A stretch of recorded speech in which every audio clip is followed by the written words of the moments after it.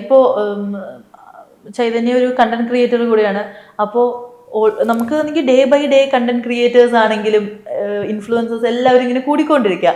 അപ്പോൾ നിങ്ങളൊക്കെ എന്ന് പറയുമ്പോഴത്തേക്ക് കുറച്ച് ഇയേഴ്സ് ആയവരാണ്. ആ ഒരു ട്രെൻഡിനൊപ്പം നിൽക്കാനും എന്താ പറയാ, പുതിയ ആളുകൾ വരുന്നു. അപ്പൊ നമ്മൾ വീണ്ടും നമ്മുടെ ആ ഒരു പൊസിഷൻ അതുപോലെ നിലനിർത്തണം. അതിന് എഫേർട്സ് കൂടുതൽ എടുക്കേണ്ട ആവശ്യം വരാറുണ്ടോ? എഫേർട്സ് എടുക്കണം. എന്നെ സംബന്ധിച്ച് ഞാനിപ്പോ ഒരു കോണ്ടന്റ് ഇങ്ങനെ ഇരുന്നാൽ എനിക്ക് അത്ര വലിയ പെട്ടെന്ന് കോണ്ടന്റ് കിട്ടുന്ന ഒരു രീതിയിലല്ല എൻ്റെ മൈൻഡിലുള്ളത്. ഞാൻ കുറെ ഇങ്ങനെ തിങ്ക് ചെയ്തിട്ടൊക്കെ ആയിരിക്കും നമ്മള് ട്രെൻഡ് നോക്കണം. ഇപ്പൊ ഫാഷൻ, ബ്യൂട്ടി, അങ്ങനെ കുറെ ഏരിയാസ് ഒക്കെ വന്നു. നമ്മൾ തുടങ്ങിയ പോലെയല്ല, തുടക്കത്തിൽ അങ്ങനെ ഒന്നും ഇല്ലായിരുന്നു. എല്ലാവരും ഒരു ഫോൺ എടുക്കുക, വീഡിയോ ചെയ്യുക, അങ്ങനെ പോസ്റ്റ് ചെയ്യും. ഇപ്പൊ അങ്ങനെയല്ല. ഇപ്പൊ കുറെ എന്താ പറയാ സെക്ഷൻസ് ആയിട്ട് വന്നു. ബ്യൂട്ടി ക്രിയേറ്റേഴ്സ് ഉണ്ട്, ഫാഷൻ ക്രിയേറ്റേഴ്സ് ഉണ്ട്, അതെ കോമഡി. അപ്പൊ നമ്മള് അതിനനുസരിച്ച് വർക്ക് ചെയ്യുക, തിങ്ക് ചെയ്ത് നോക്കാം നമുക്ക് ഏതാ വർക്ക് ആവുന്നത്, ഓഡിയൻസിന് ഏതാ ഇഷ്ടപ്പെടുന്നത്. നമ്മൾ കുറെ ഇങ്ങനെ ട്രയൽ ആൻഡ് എറർ പോലെ തന്നെയാണ്. നമ്മള് ചിലപ്പോൾ ചില കോണ്ടന്റ് ഇടുമ്പോൾ ആളുകൾക്ക് ഇഷ്ടപ്പെടില്ല, അപ്പൊ നമ്മൾ പിന്നെ അത് മാറ്റി പിടിക്കണം. അങ്ങനെ ഞാനിങ്ങനെ ഇതിനു മുമ്പായാലും കണ്ടന്റ് ക്രിയേറ്റേഴ്സിന്റെ അടുത്തൊക്കെ സംസാരിച്ചപ്പോൾ അവർ കോമൺ ആയിട്ട് പറഞ്ഞു കേട്ടൊരു സംഭവമുണ്ട്. ഇപ്പോൾ ചില ആളുകളുടെ അടുത്തൊക്കെ സംസാരിക്കുമ്പോൾ എന്ത് ചെയ്യുന്നു എന്ന് ചോദിക്കും. അപ്പൊ നമ്മൾ ഇതേപോലെ ഇൻഫ്ലുവൻസർ ആണ്, അല്ലെങ്കിൽ കണ്ടന്റ് ക്രിയേറ്റർ ആണ്, യൂട്യൂബർ ആണ് എന്നൊക്കെ പറയുമ്പോഴത്തേക്ക് അവര് അതിനെ ഒരു ജോലിയായിട്ട് കാണാത്ത ആളുകളുണ്ട്. അങ്ങനെ എപ്പോഴെങ്കിലും ഫീൽ ചെയ്തിട്ടുണ്ടോ? അതിനെ ഒരു ലൈക്ക് അതും ഒരുപാട് ഹാർഡ് വർക്ക് ചെയ്യേണ്ട സംഭവമാണല്ലോ, എന്നാൽ അതിനെ അതിൻ്റെതായ പ്രാധാന്യം തന്ന് ഒരു ജോലിയായിട്ട് കാണാത്തതായിട്ട് ഫീൽ ചെയ്യാറുണ്ടോ? അതിപ്പോഴും ഞാനിപ്പം എന്താ ചെയ്യുന്നത്, അതിപ്പോ ഞാൻ കോണ്ടന്റ് ക്രിയേഷൻ ചെയ്യാന്ന് വെച്ചാൽ ആളുകൾ ഇപ്പോഴും ചോദിക്കുക അതൊക്കെ ഒരു ജോലിയാണോ, സിനിമ മെയിൻ ആയിട്ട് എടുക്കാൻ പറ്റുമോ, എന്തെങ്കിലുമൊക്കെ പഠിക്കണ്ടേന്ന് ചോദിക്കുന്നവരാണ്. ഇപ്പൊ നമുക്ക് ഇത് പറഞ്ഞപ്പോഴേ കോണ്ടന്റ് ക്രിയേറ്റേഴ്സിനോട് അങ്ങനെ ചോദിക്കുന്നു എന്ന് പറഞ്ഞില്ലേ, ഞാൻ ചിരിച്ചെന്താണെന്നറിയോ? ഞാൻ എൻ്റെ ഒരു ഫ്രണ്ടിന്റെ വീട്ടിൽ പോയപ്പോ, ഫ്രണ്ടിന്റെ വൈഫിന്റെ വീട്ടിൽ പോയപ്പോ അവിടുത്തെ അങ്കിൾ ഇങ്ങനെ എന്നോട് ചോദിച്ചു, എന്ത് ചെയ്യുന്നു? ആക്ടറാണ്. ഞാൻ സിനിമ കഴിഞ്ഞിട്ടൊക്കെ, സിനിമ ഇറങ്ങി കഴിഞ്ഞാൽ ക്യൂവിന്റെ മുന്നല്ല, ഞാൻ ആക്ടറാണ്. അതെ, മോൻ എന്താ ചെയ്യുന്ന ജോലിയാണ്? ഗവൺമെന്റ് ജോലിയൊന്നുമില്ലേ? ജോലിയൊന്നും ഇല്ല അങ്കിളെ എനിക്ക് പറയേണ്ടി വന്നു. എനിക്ക് അങ്കിളിനെ ഇനിയിപ്പോ പിന്നെ പോയി തിരുത്തിയിട്ട് ഞാൻ വീട്ടിൽ ചുമ്മാ വന്നല്ലേ, ഞാൻ ജോലിയൊന്നും ഇല്ല, ഇങ്ങനെ സിനിമയൊക്കെയാണ് അങ്കിളെ എന്ന് പറഞ്ഞു. അല്ല, നമുക്ക് കൂടുതലൊന്നും ഇപ്പൊ അവിടെ പോയൊന്നും തിരുത്തിയിട്ട് ഞാനിപ്പോ അവിടെ വന്നാണല്ലോ. അപ്പൊ ഞാൻ പറയാ കണ്ടന്റ് ക്രിയേറ്റേഴ്സിനോട് അങ്ങനെ ചോദിച്ചെന്ന് പറയും, നമ്മളോട് ഇങ്ങനെയൊക്കെ തന്നെ. മാത്യുവിന്റെ അടുത്തൊരു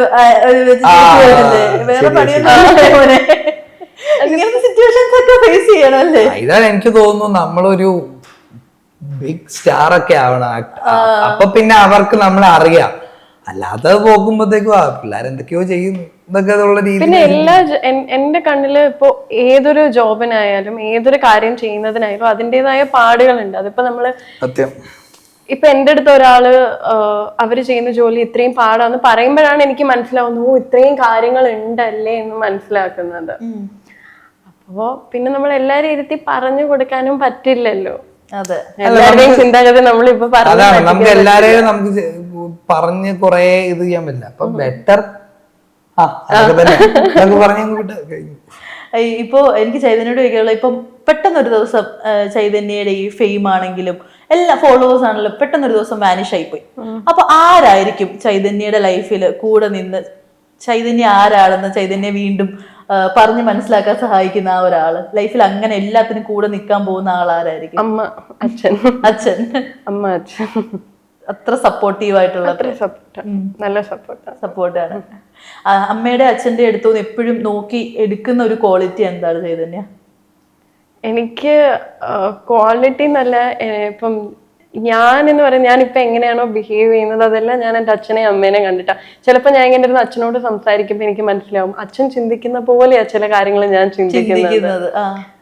പക്ഷെ എനിക്കതൊക്കെ ഞാനിപ്പോ എങ്ങനെയാണോ ഉള്ളത് അതിന് ഞാൻ ഭയങ്കര, അതായത് ഞാൻ പെർഫെക്റ്റ് ആണെന്നല്ല പറയുന്നത്, പക്ഷെ ഒരു അങ്ങനെ ഭയങ്കര മോശമായിട്ടുള്ള ഒരാളല്ല ഞാനായിട്ടിരിക്കുന്നത്. അതെ അതെ, ആ ഒരു പേഴ്സണാലിറ്റിയിൽ ഹാപ്പിയാണ്. അതങ്ങനെ ആക്കിയത് എൻ്റെ അച്ഛനും അമ്മയുമാണ്, ഞാനായിട്ടല്ല അങ്ങനെ പറയുന്നത്. അവരാണ് എനിക്ക് തെറ്റ് ചെയ്താ ശരി ചെയ്താ എന്നൊക്കെ പറഞ്ഞ് പഠിപ്പിച്ചു തരുന്നത്. അശ്വിന്റെ ജീവിതത്തിൽ അതേപോലെ എല്ലാത്തിനും എന്തൊക്കെ ഉണ്ടായാലും അപ്സ് ആൻഡ് ഡൗൺസ് എല്ലാത്തിനും അങ്ങനെ കട്ടയ്ക്ക് നിൽക്കുന്ന ആ കുറച്ചു പേര് അല്ലെങ്കിൽ ആ ഒരാള് അതാരായിരിക്കും? ആദ്യം പറയാം കുറച്ച് പേരാ. പപ്പ, മമ്മി, പിന്നെ വൈഫ്, പിന്നെ എൻ്റെ കുറച്ച് കൂട്ടുകാരുണ്ട്. അങ്ങനെ ഞാൻ ആ കാര്യത്തിൽ ഭയങ്കര ബ്ലെസ്ഡ് ആണ്, ഭയങ്കര അധികം അങ്ങനെ തന്നെ ഇരിക്കട്ടെ എന്നുള്ളതാണ്. ഒരു സപ്പോർട്ടീവ് ആയിട്ടുള്ള ഒരു ഫാമിലി ഉണ്ടെങ്കിൽ നമുക്ക് എന്ത് എല്ലാ നമുക്ക് അതാണ് നമ്മുടെ ഇപ്പം എൻ്റെ വൈഫ് എന്ന് പറയുന്നത് ഞങ്ങൾ +2 മുതൽ തുടങ്ങിയ റിലേഷനാണ്. +2. അപ്പൊ അന്ന് ഞാൻ ഇങ്ങനെ പറയും, വളരെ സീരിയസ് ആയിട്ട് ഞാൻ പറയും, ഞാൻ ആക്ടർ ആകാൻ പോവാണ്, ഇങ്ങനെയാണ്, ഇതായിരിക്കും എന്റെ ഫീൽഡ് എന്നൊക്കെ പറയുമ്പോ ഒരിക്കൽ പോലും അവള് മറ്റേ ഒരു ഡൗട്ടില്ലേ ഇത് രക്ഷപ്പെടുവോ അങ്ങനത്തെ അന്ന് ഒരിക്കലും അവള് പറഞ്ഞിട്ടില്ല. ഞങ്ങൾക്ക് എന്റെ ഫ്രണ്ട്സിന്റെ ഇടയിൽ, എന്റെ കൂട്ടുകാർക്കിടയിൽ പറയാം, കൂട്ടുകാർക്കും അറിയാം ഞാൻ ഇതിൽ പോകുന്നത്. പിന്നെ പപ്പായ്ക്കും മമ്മിക്കും ഒക്കെ ആ ഒരു ടൈമിൽ ഞാൻ എപ്പോഴും തമാശക്ക് പറയും, പണ്ട് മമ്മി പ്രാർത്ഥിക്കും, ഇവന്റെ സിനിമ പ്രാന്ത് നിക്കണേന്ന് പറയും. അതേ മമ്മി ഇപ്പൊ പ്രാർത്ഥിക്കും ഇവന്റെ സിനിമ കിട്ടണേന്ന് പ്രാർത്ഥിക്കും. അവർക്കെന്ന് പറയുമ്പോ അവര് നമ്മളെ ഒന്ന് സേഫ് ഇതിലോട്ട് എത്തിക്കാനുള്ളതാണ്. പക്ഷെ എപ്പോഴും എനിക്ക് തോന്നിയിട്ടുള്ള ഇവരൊക്കെ ഫുൾ സപ്പോർട്ട് ചെയ്ത് നിൽക്കുന്നതുകൊണ്ടാണ് നമുക്ക് നമ്മുടെ ഡ്രീമിന് പോകാൻ പറ്റുന്നതെന്ന് പറയുന്നത്. വൈൻഡപ്പ് ചെയ്യുന്നതിന് മുമ്പ് ചൈതന്യ, ഇന്ദ്രൻ സേട്ടനായിട്ടുള്ള എന്തെങ്കിലും മെമ്മറീസ് ഉണ്ടോ? ഇന്ദ്രൻ സേട്ടൻ നമ്മൾ കാണുമ്പോഴത്തേക്ക് ഭയങ്കര സോഫ്റ്റ് ആയിട്ടുള്ള ഒരു മനുഷ്യൻ, പക്ഷെ അല്ലാതെ സെറ്റിൽ ഇന്റർവ്യൂസ് ഒക്കെ പോകുമ്പോൾ പറയാറുണ്ട്, ആള് ഇങ്ങനെ ഇരുന്നാലും ഭയങ്കര ആറ്റം ബോംബ്, ഭയങ്കര കോമഡി, നമ്മൾ പ്രതീക്ഷിക്കാത്ത സമയത്ത് പറയും എന്നൊക്കെ. ഇന്ദ്രൻ സേട്ടനായിട്ടുള്ള സെറ്റിൽ ഒരു മെമ്മറി പറയോ? ഇന്ദ്രൻ ചേട്ടനായിട്ട് കോമ്പിനേഷൻ സീൻസ് ഒന്നും ഇല്ല, കണ്ടതുമില്ല. എനിക്കായിരുന്നു ആ കോമ്പിനേഷൻ ഉണ്ടായിരുന്നത്. ഭയങ്കര അടിപൊളിയാട്ടോ ഇന്ദ്രൻ ചേട്ടന്റെ. ഇവരുടെ ഇങ്ങനെയുള്ള ആക്ടേഴ്സിന്റെ കൂടെ നമ്മൾ അഭിനയിക്കുമെന്ന് പറയോ, സ്വാഭാവികമായിട്ട് നമ്മുടെ ആക്ടിങ്ങും റിഫൈൻഡ് ആയിക്കൊണ്ട്. കാരണം ആക്ടിങ് നമ്മൾ എപ്പോഴും പറയുമല്ലോ, ആക്ടിങ് റിയാക്ടിങ് ആണെന്ന്. അപ്പോൾ ഒരാൾ നമ്മൾ പെർഫോം ചെയ്യുന്ന ആ മീറ്റർ ചിലപ്പോൾ നമുക്കും അതേ മീറ്ററിലോട്ട് നമുക്കും കയറാൻ ഒക്കെ അവസരം. ഇന്ദ്രൻ ചേട്ടൻ്റെ കൂടെ അഭിനയിച്ചത് ഒരു നല്ല ഒരു സീൻ. എനിക്ക് ആക്ച്വലി ആ സീന് ഇന്ദ്രൻ ചേട്ടൻ്റെ കൂടെ ഞാൻ അഭിനയിച്ച ആ ഒന്നിച്ചൊരു സീനുണ്ട്, അത് എൻ്റെ റിയൽ ലൈഫിൽ കുറെ നടന്നിട്ടുണ്ട്. ഇന്ദ്രൻ ചേട്ടൻ ഇതിനകത്തൊരു പ്രൊഡ്യൂസറിന്റെ ഒക്കെ ഒരു ക്യാരക്ടർ ആയിരുന്നു. ഇപ്പം കഥ പറയാൻ പോകുന്ന എനിക്ക് റിയൽ ലൈഫിൽ ഉണ്ടായിട്ടുള്ള അത്രയും നേരം നമ്മുടെ മുന്നിൽ ഇരിക്കുന്ന ഇന്ദ്രൻ ചേട്ടൻ പെട്ടെന്ന് ഇതിലോട്ട് വരുമ്പോഴത്തേക്കും കറക്റ്റ് ആ പ്രൊഡ്യൂസറിന്റെ രീതിയിലോട്ട് നമ്മളോട് പെരുമാറുന്നതും. അശ്വിൻ ഒരുപാട് കണക്ട് ചെയ്യാൻ പറ്റുന്ന ഒരു ക്യാരക്ടർ ആണല്ലേ റൊണാൾഡോ, റിയൽ ലൈഫ് ആയിട്ടല്ലേ ഒത്തിരി കണക്ട് ചെയ്യാൻ. അതാ പറയുന്നത്, സിനിമ മാത്രമല്ല കേട്ടോ, ഇത് പാഷന്റെ പുറകെ കിടക്കുന്ന എല്ലാവർക്കും കണക്ട്. ഈ ഒരു ലൈഫ് ഇതിനകത്ത് ഞാൻ പറഞ്ഞില്ലേ, സിനിമയ്ക്കകത്ത് മറ്റു സിനിമകളുണ്ട്, മറ്റു കഥകളുണ്ട്, അത് കണക്ട് ആവുന്ന വേറെ ഒരുപാട് ജോണേഴ്സ് വരുന്നുണ്ട്. ത്രില്ലർ ഉണ്ട് ഇതിനകത്ത്, റൊമാൻസ് ഉണ്ട്, എല്ലാം പോകുന്നുണ്ട്.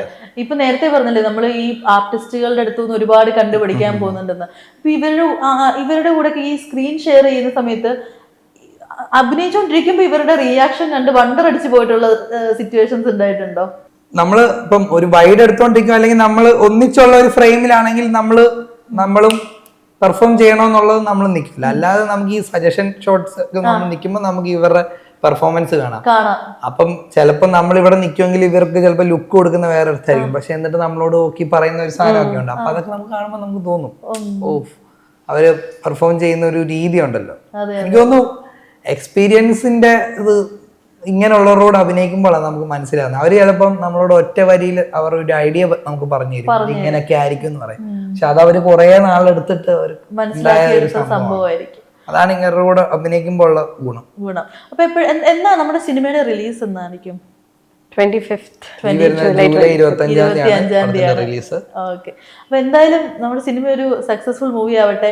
ഈ മൂവി ഒരുപാട് സിനിമ ചെയ്യാൻ ആഗ്രഹമുള്ളവർക്ക് ഇത് കാണുമ്പോഴത്തേക്ക് എന്തായാലും അവർക്കും ഒരു നാൾ ചെയ്യാൻ പറ്റും എന്നുള്ള ഒരു കോൺഫിഡൻസ്. ഈ സിനിമ റിയലി നടന്ന് ഇത് റിനോ ചേട്ടൻ ഇതില് പ്രൊഡ്യൂസ് ചെയ്തവര് ഇവരെല്ലാരും തന്നെ അവർക്കൊരു നല്ല സിനിമ ചെയ്യണം. അവരൊരു ബിസിനസ് മൈൻഡിലല്ല, അവർക്കൊരു നല്ലൊരു സിനിമ ചെയ്യണം, ആ സിനിമ എല്ലാവരിലേക്ക് എത്തിക്കണം എന്ന് ചിന്തിച്ചുകൊണ്ട് വന്നാണ്. അതിന് തന്നെ ഒരു ജേർണി ഉണ്ട് ഈ സിനിമ ഉണ്ടായതും സംഭവിച്ചതും. ഈ സിനിമയ്ക്കുള്ളിൽ സിനിമ എന്ന് പറയുമ്പോൾ അതൊക്കെ എടുക്കാനായിട്ട് അത്ര ടൈമും എഫേർട്ടും എല്ലാം എടുക്കും. റിനോയ് ചേട്ടൻ ഒറ്റൊരു ഫോക്കസ് മാത്രമേ ഞാൻ കണ്ടിട്ടുള്ളൂ, സിനിമ ചെയ്യണം. അതാണ് കാരണം ഒരു സിനിമയ്ക്കകത്ത് പല സിനിമ എന്ന് പറയുമ്പോൾ മനസ്സിലായില്ലേ, ത്രില്ലറും ഇതുമൊക്കെ പല രീതിയിൽ അത് എടുക്കണം. ഈ സിനിമ എടുത്ത പോലെ ആയിരിക്കില്ല ആ സിനിമ എടുക്കുന്നത്. അങ്ങനെ അപ്പൊ പ്രൊഡ്യൂസേഴ്സും അവരെല്ലാം അവരുടെ കൂടെ കട്ടക്കി നിൽക്കണം. അങ്ങനത്തെ ഒരു ടീമാണ്.